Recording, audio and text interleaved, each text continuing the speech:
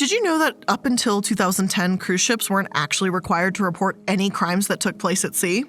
The industry seemed to love these laws because, hey, why report a federal crime if it's going to make them look bad?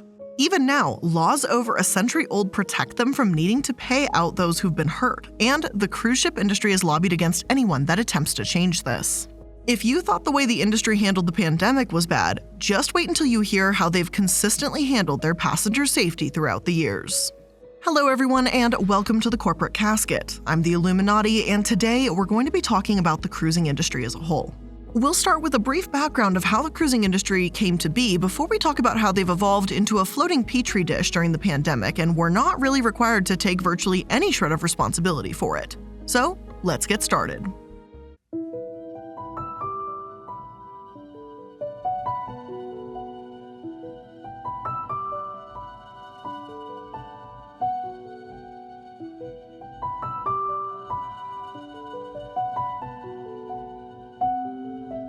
Many old cruise lines started off as shipping companies. They had the massive boats, so, why not make money out of it?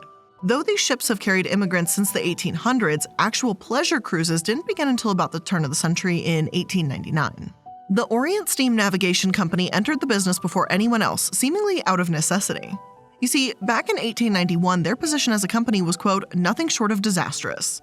Freight rates had declined, and so they needed to find a way to use their older vessels. There were definitely some hiccups along the way, though. Or perhaps not hiccups, but massive roadblocks, or ocean blocks. I think you get the idea. The Great Depression saw passenger numbers decline, and when the first ever commercial nonstop transatlantic flight took place in 1958, cruising fell even further. But obviously, cruising wasn't going anywhere without a fight. Some sources claim that the true modern-day cruise experience began in the 1960s. It officially transformed into a luxury entertainment vacation, which planes don't really offer. The 70s television series The Love Boat also sent the message that cruises could be a romantic, relaxing getaway. As the industry continued to grow and change over the years, governmental agencies started to step in, at least to some extent. Back in 1975, the CDC established the VSP, or Vessel Sanitation Program, to prevent and control the spread of gastrointestinal illnesses on cruise ships. A few years later, in 1978, the MARPOL protocol was adopted in response to a number of oil tanker incidents. This introduced stricter regulations for the survey and certifications of ships. But let's fast forward to today. What's wrong with the cruise industry, really? We've all heard about how getting sick can be common on cruise ships, so perhaps expectedly, the cruising industry came under immense scrutiny during the pandemic.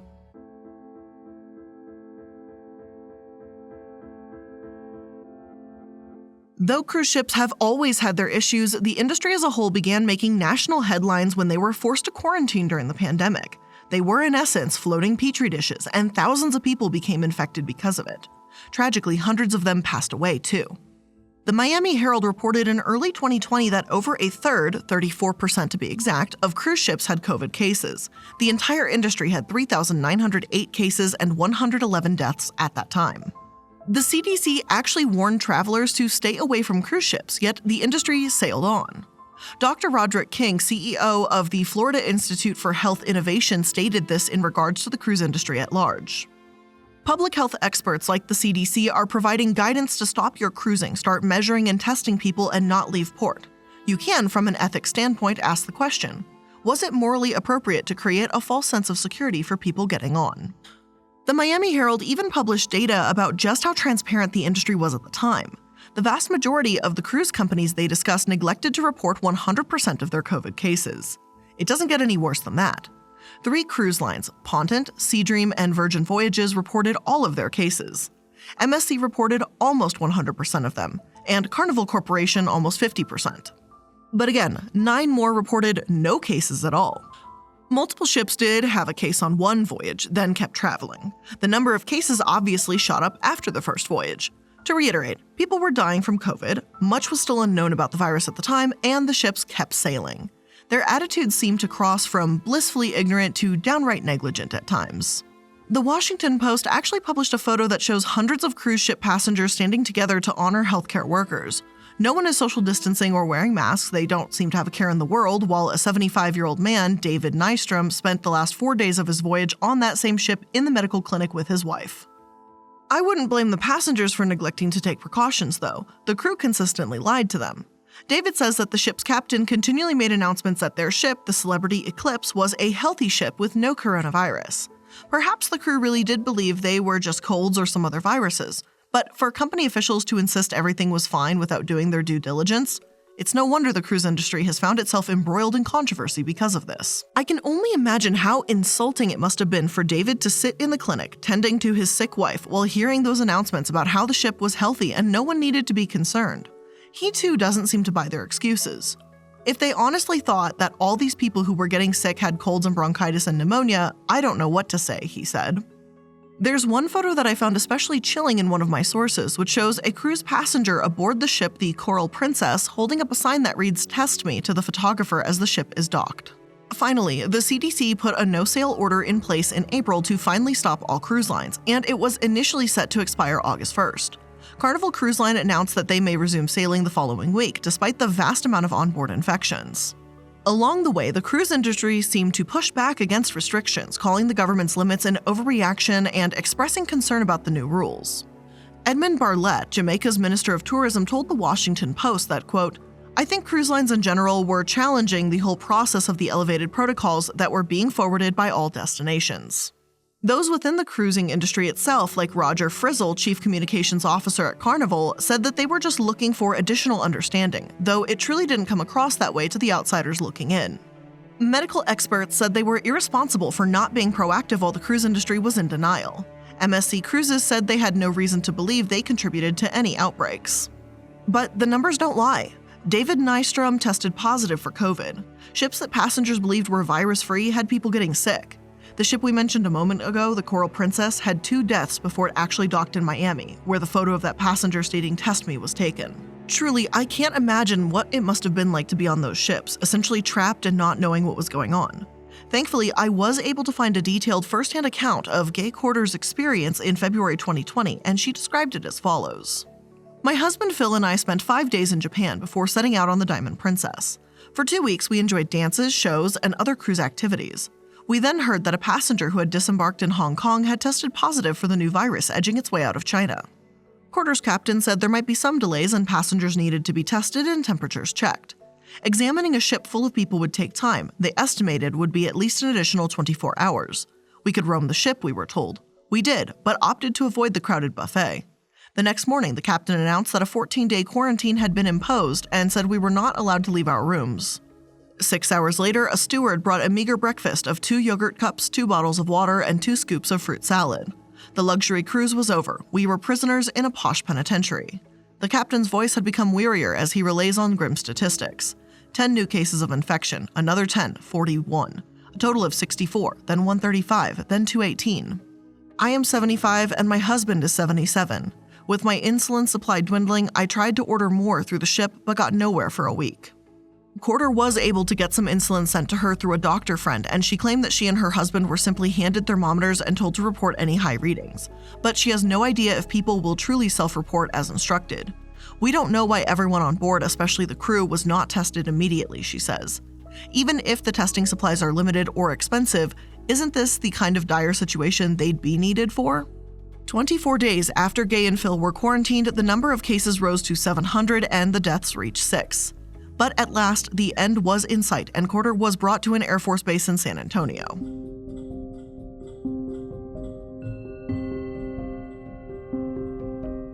As you can probably imagine, the way these ships handled the COVID outbreak led to a significant number of lawsuits.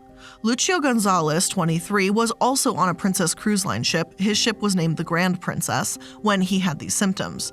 Despite the Princess ship's parent company, Carnival, having these massive issues in February, they downplayed the risk of contracting the virus. Lucio passed away on March 27, 2020, and his son, Miguel, says that there's no doubt in my mind that he contracted it on that ship.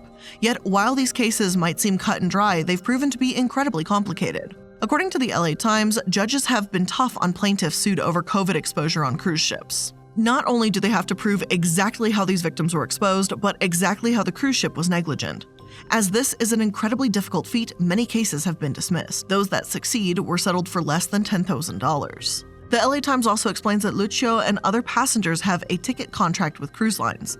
Not only does it prohibit class action suits, but requires that cases not involving personal injury, illness, or death be resolved through binding arbitration, and sets deadlines for filing lawsuits against them. Basically, cruise ships have already had these protections in place for some time, and now, when COVID proved to be such a massive issue, it became more public just how difficult suing them really is. Cruise lines have also been able to argue that at the beginning of the pandemic, no one really knew what the best public protocols were. As we mentioned earlier, masks and quarantining were still up in the air at the start of 2020, so it stands to reason that they didn't know what to do either.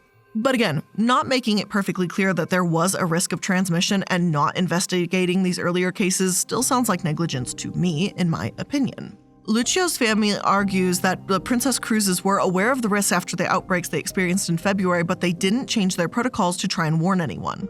The lawsuit alleges that, quote, leadership at Princess and Carnival were well aware of what to look for in high-risk situations and knew how to advise passengers. But as plaintiff here would discover, the defendants did not apply their lessons from the Diamond Princess to subsequent cruises. While the cases sued against cruise lines for emotional distress only have been called trivial, these deaths certainly should be far more consequential. However, as the Miami Herald explained, cruise ships really don't have much to fear legally.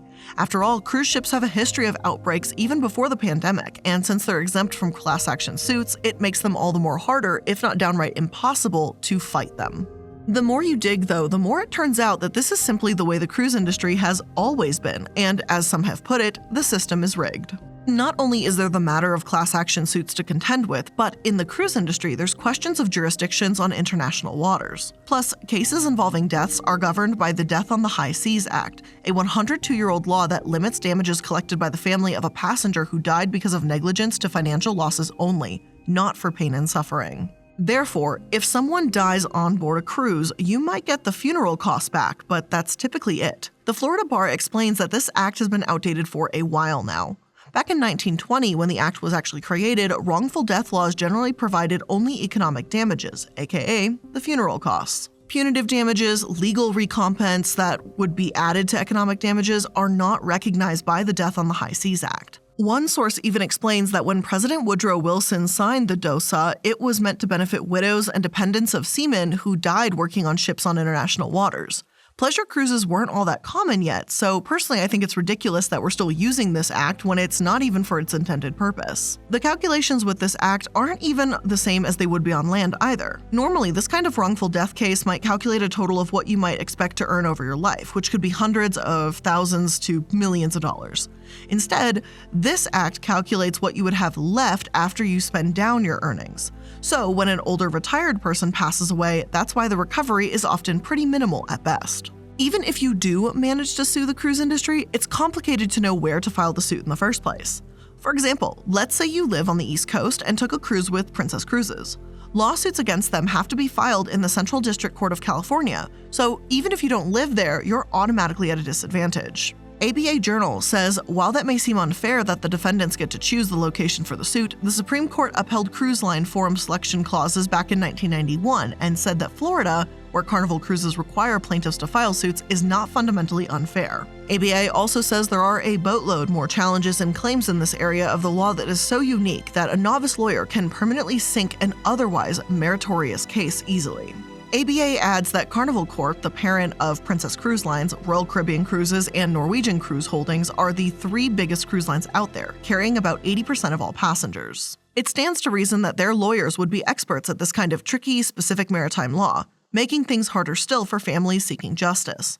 Plus, given the short one-year statute of limitations, some lawyers have to file suits for clients that are still undergoing medical treatment. One attorney, Meister, explains to the Journal that, quote, I get a lot of phone calls from unfortunate souls who thought they had a regular injury claim and didn't know they needed to give written notice within 6 months and file a suit in federal court within a year. There's nothing I can do to help them. They've blown it.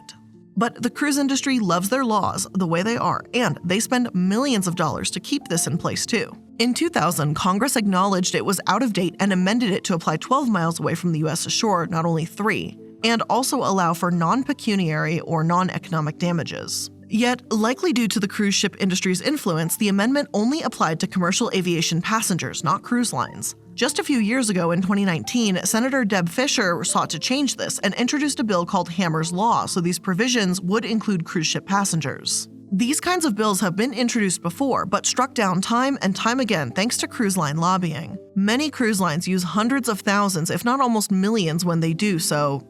They're giving it all to former government officials, so nothing's gonna happen. You know the deal.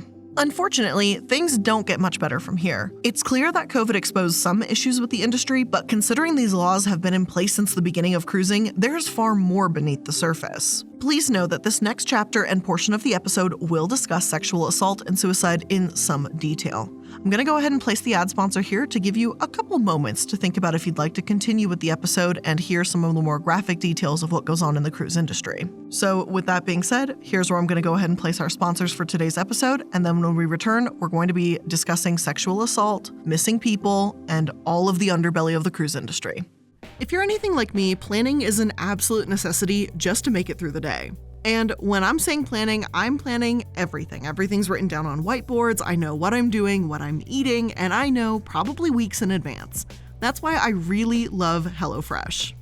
HelloFresh delivers fresh, pre-portioned ingredients to your door every single week, or if you don't want to do every single week, they can do it whenever it works for your schedule, which is great for someone like me. You can pick your favorites from 50 different weekly options and skip weeks when you need to, change your delivery date, or update your preferences all within the HelloFresh app, which is seriously the easiest thing in the world to use. And HelloFresh's chefs really know how to diversify the menu with seasonal recipes like salmon limon and pasta primavera. And HelloFresh even has fit and wholesome recipes for satisfying and nutritious meals that you can feel good about, with 6 recipes per week to choose from, including low-calorie and carb-conscious options too. So make sure you go to HelloFresh.com/Casket16 and use code Casket16 for up to 16 free meals and 3 free gifts. Again, that's HelloFresh.com/Casket16 and use code Casket16 for up to 16 free meals and 3 free gifts. Sometimes I just don't have the energy to cook, especially when it comes to cooking something healthy. And let me tell you, there's been many a night where I have sacrificed my hunger to chicken McNuggets to only get really sick afterwards. And honestly, I don't feel too great when I end up eating takeout for almost every meal. But that changed when I found Daily Harvest. Daily Harvest delivers fresh food built on all organic fruits and vegetables right to your door. It literally takes minutes to prepare, and I never have to think twice about the food I'm eating. Daily Harvest is also ready when you are. Everything stays fresh in your freezer until you're ready to enjoy it, so you waste less food too. And they have a lot more than just smoothies, although their smoothies are absolutely incredible. The chocolate and mint, I think I've mentioned this before, I'm not a huge chocolate and mint person, but oh my god, was it delicious. And Daily Harvest never uses any preservatives, added sugars, or artificial anything, including their recently launched almond milk, which is just almonds and a dash of sea salt. That's it. And it's super convenient because it's easy to use in the smoothies. You just put a little bit of the almond milk in and put it into your smoothie, blend it up, and voila, complete. So if you want to get started today, make sure to go to dailyharvest.com and enter promo code CASKET to get $25 off your first box. Again, that's promo code CASKET for $25 off your first box. dailyharvest.com.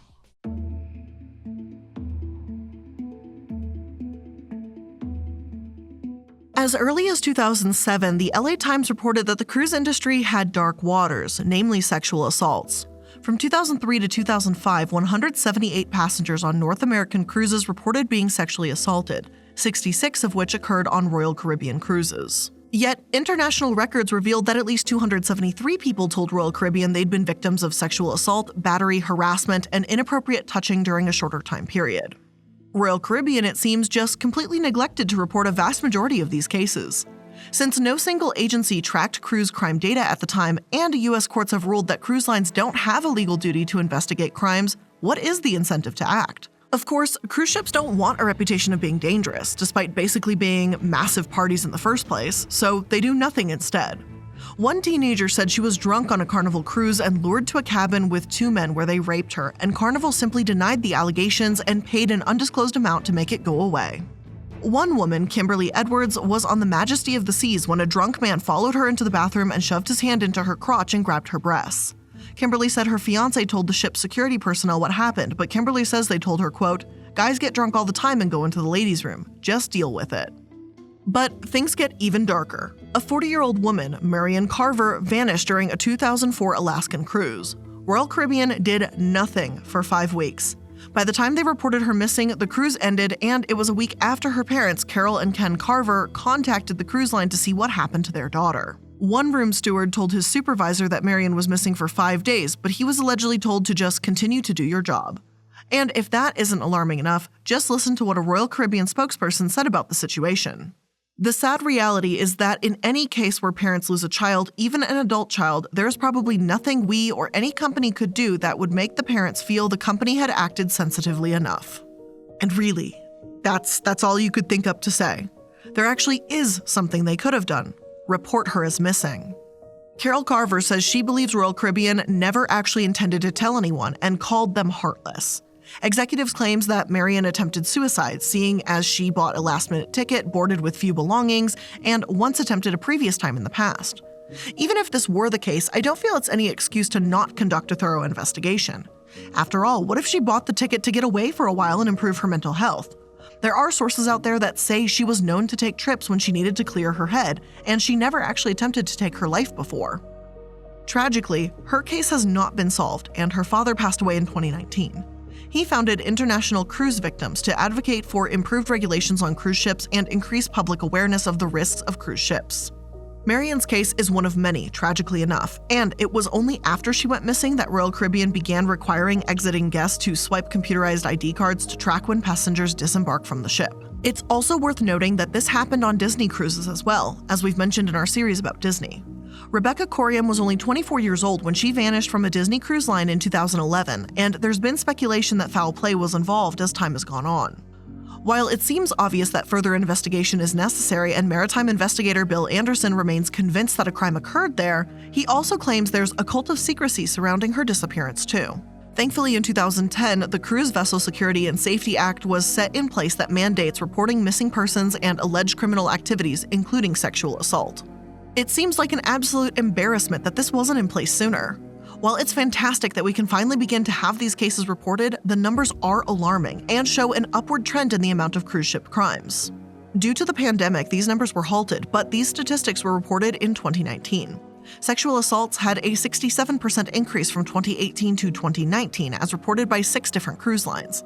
And I understand that numbers will change drastically quarter to quarter as far as customers may go on cruises during holiday breaks, but these are year-to-year numbers. Even after the CVSSA was established, it doesn't seem as if cruise ships have really taken any measures to prevent these instances from taking place. An underage girl alleged she was gang raped on a cruise in 2015 after being plied with alcohol served by ship bartenders. ABA Journal discusses the case and writes, "She became obviously drunk, disoriented, and unstable in full view of crew members and monitoring security cameras." She sued Royal Caribbean for being negligent to warn its passengers about sexual assault and, for literally giving her alcohol as a minor.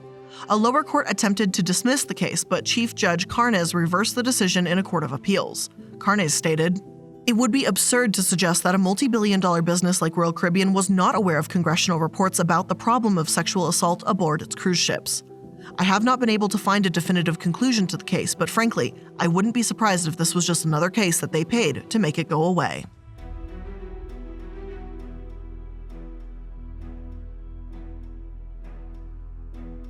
COVID deaths are not the only controversial type of death that it may have potentially occurred because of, our word of the day, negligence. Back in March 2006, a fire broke out on the Star Princess cruise ship in the Caribbean, the cause of which was determined to be a cigarette. 11 people were injured, 100+ rooms were scorched, and one man, Richard Liffage, died. A Princess spokeswoman, Julie Benson, claims that he died of a heart attack, while Victoria Liffage, his wife, called it a total cover-up. She recalled that they crawled along a passageway filled with thick black smoke when Richard told her, "Vicky, don't let me die," before the couple became separated. When she identified his body, it was covered in soot from head to toe. The couple had been there to celebrate Richard's 72nd birthday. Julie Benson said that they regretted their inaccurate statement, claiming he died from a heart attack when the real cause was the fire, but the damage had been done. In the hundreds of news stories following this tragedy, they minimized their actions. As of 2021, Richard's daughter wrote in the International Cruise Victim website that her family has still never received a note, phone call, or sympathy card from Princess Cruise Lines.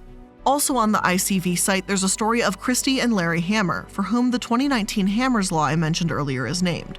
The couple's daughters, Jill and Kelly, told the story of how their parents flew to Peru in April 2016 for a week-long Amazon River cruise in the La Estrella Amazonica. I probably butchered that.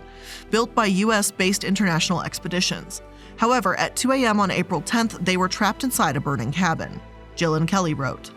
The multiple layers of failures that killed our parents are shocking. What we know now, uncovered by independent investigators, is that our parents' cabin lacked an in-room fire alarm, which could have alerted them before it was too late. One of the room's power strips, the likely cause of the fire, lacked surge protection, as well as safety and flammability ratings. Yet, upon completing the boat in 2013, International Expeditions representatives claimed that they included everything that was really important aboard the vessel. Apparently, in-room fire alarms and surge-protected power strips don't count as really important. They added that the crew of the ship themselves acted with no sense of urgency, and it took 20 minutes for the crew to even notice the smoke coming out of their parents' room. Expectedly, International Expeditions showed no interest in helping Jill or Kelly find answers and continued stonewalling them months after the tragedy took place. Footage does show how the crew aboard on the ship didn't even seem to notice the smoke. In a video posted just before the door to the room was opened, you can clearly see a hallway filling with smoke, despite the grainy security footage. But the crew walking around either don't seem to notice it or just don't care. Even when they do notice the smoke, there's a lot of milling about or walking away from it. Personally, if I saw this scene, I'd be attempting to break down the door or running to get help, not standing around. Yet, as a result of this, International Expeditions was only fined $19,000. Plus, as cruise law attorney Jim Walker explained, the DOSA bars the recovery of damages for pain and suffering of the victims' families. Christy and Larry were trapped in a smoke-filled room that had no fire alarm. Their daughters have been told virtually nothing about the incident. Their families will receive no compensation for their pain and suffering. The crew took 20 minutes to act, and the cruise line was fined less than $20,000 for the loss of 2 lives. And that's wild.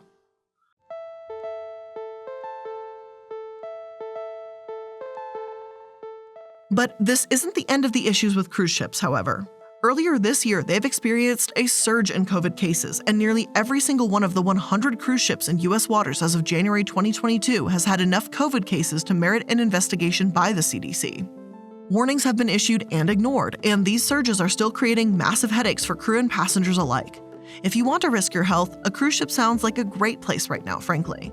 Of course, this still doesn't even touch upon all the issues in the industry, like their environmental impacts. They're a major source of pollution, and pre-COVID, the industry was booming. Research suggested a large cruise ship had the same carbon footprint as 12,000 cars, and mile for mile, a cruise ship is worse than flying in this regard.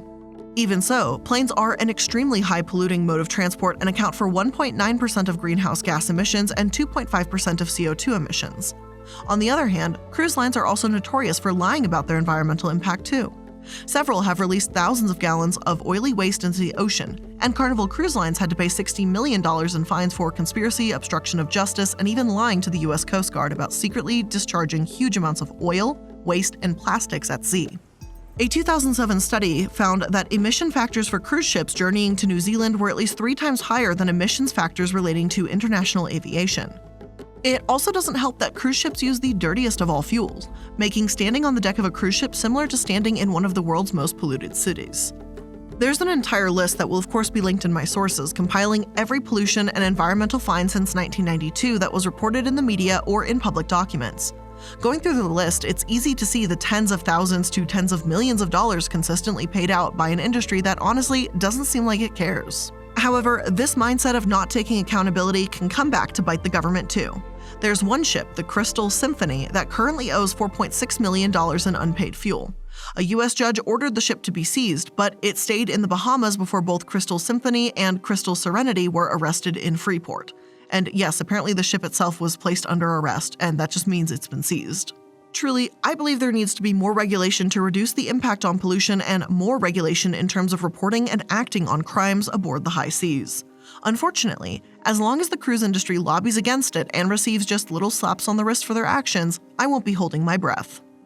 But with all of that being said, that's where we're ending today's episode of The Corporate Casket. I hope you learned something new here today, and if you did, make sure you're liking, following, and subscribing to stay up to date with all the latest episodes. I want to thank you so much for spending some of your time here with me today, and I'll see you in the next one. Bye!